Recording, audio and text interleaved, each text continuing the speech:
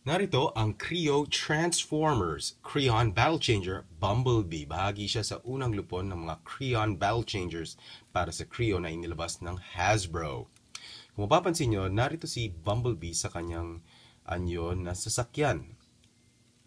Ang kinakatawan dapat nitong sasakyan ito ay tinatawag nating Volkswagen Beetle. Subalit nagmumukha siyang isang SUV o isang truck. Kung titingnan ng mas malapitan, makikita na ang likod ay lubhang napakalaki para maging Beetle. Ihambing natin siya sa Creon Battle Changer Optimus Prime. Makikita nyo na sobrang laki ng kotse ni Bumblebee. Ang pagiging kotse ni Bumblebee kumpara sa pagiging truck ni Optimus Prime.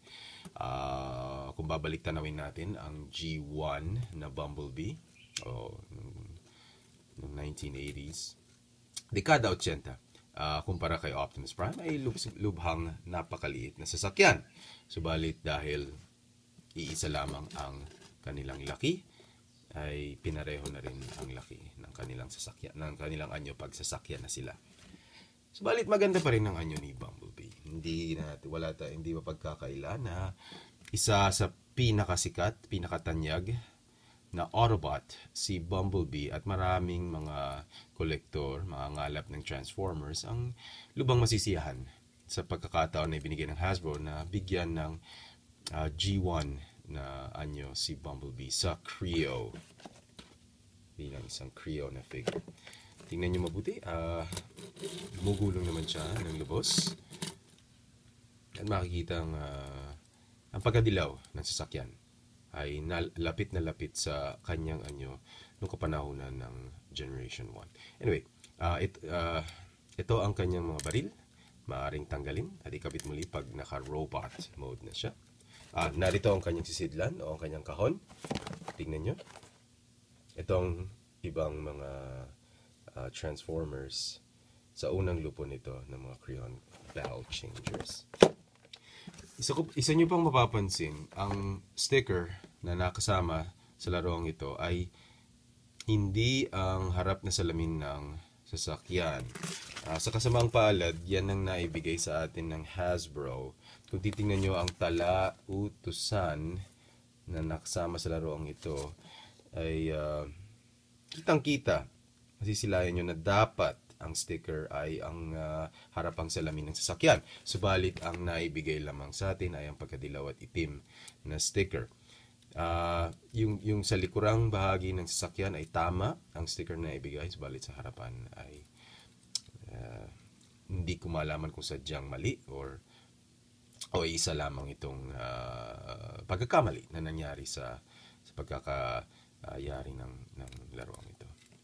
So, paano igagawin siyang robot? Una niyong gawin ay ilabas ang kanyang ulo. Itupi ang bahaging ito ng sasakyan. Kalasin ang unang bahagi mula dito sa pagkakaipit niya.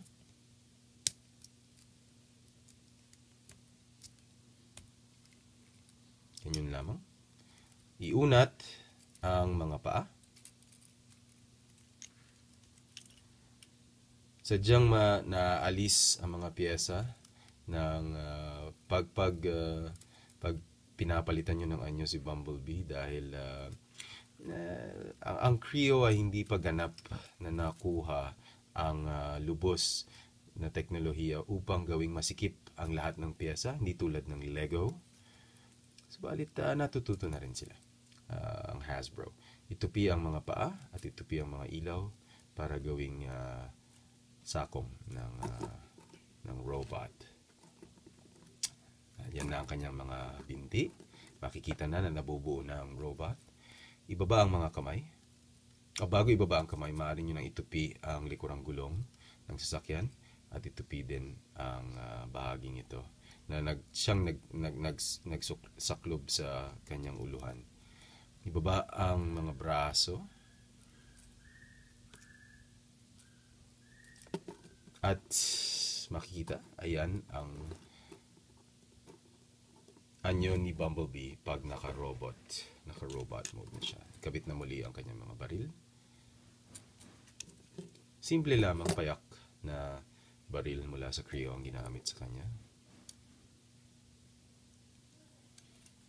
At yan, kung makikita nyo, ang ulo at helmet na ginamit para sa Bumblebee ito ay ang kumakatawan sa Generation 1 na Bumblebee. At sadya, lubos akong nagagalak at yan ang ginamit nilang ulo at hindi yung nakatakip ang mukha.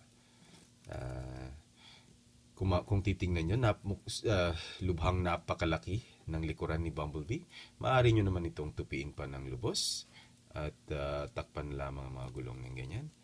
Nasa sa inyo kung paano nyo gusto nyong ipalabas itong anyo ni Bumblebee bilang isang robot. Para sa akin, ganito ko gagawin ang robot mo ni Bumblebee. Subalit ang opisyal na pamamaraan ay sa pamagitan ng paglagay ng lugar na ito ng bahaging ito sa gitna ng dalawang gulong. Para sa kanyang paggalaw, pagkilos, meron siyang iba't ibang uri ng kasukasuan. Meron siyang pagpihit sa leeg, lubos na paggalaw sa lahat ng direksyon sa kanyang balikat, siko, kanyang baywang, kanyang tuhod. Maaari mo siyang ilagay sa kakaibang mga kakaibang pagkilos, maaari mo siyang ilagay ng anyong tumatakbo, nakatayo, kumikilos ng pamamaril ng Decepticons.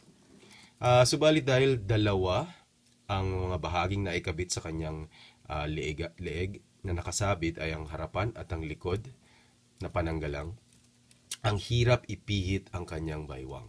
Yun nga lang ang sa kasamaang palad ang limitasyon na nailagay sa kanyang pagkilos. Subalit na okay pa rin. Maganda pa rin tignan ng Bumblebee na ito. Kahit sa kakulungan ng pagkilos ng baywang.